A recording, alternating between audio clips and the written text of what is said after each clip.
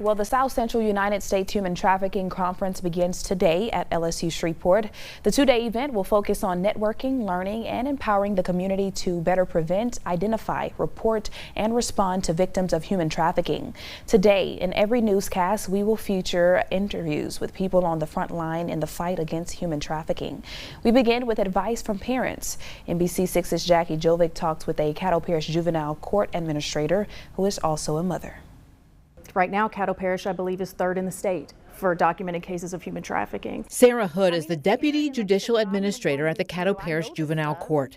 She has a strong warning for parents when it comes to human trafficking. It could be something that your child could, become involved in unintentionally if you're not aware of the signs. If you start seeing them maybe getting items that maybe you didn't buy them, phones, video games, jewelry. If you're noticing different tattoos or brandings on them that maybe you weren't aware that they had, these can be some red flags. She says being in a relationship where there's an unequal power dynamic can make someone vulnerable to human trafficking. When we're talking about trafficking, we're talking about somebody that is a victim of another person using fraud or coercion to try to exploit them and take advantage of them. Another thing which makes someone vulnerable to trafficking is sharing explicit photos, which Sarah says is very common among teens. So it's really important to talk to your kids about if somebody's asking for that, that's dangerous. You cannot do that because it's never going to go away, and then somebody can use that to threaten to show your parents or threaten to spread around the school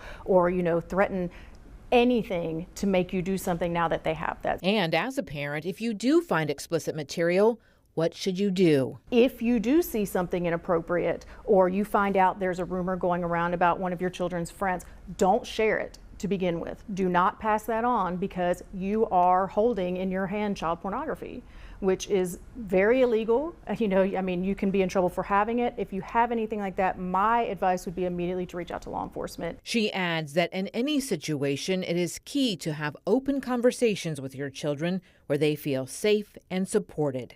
Jackie Jovic, NBC6 News.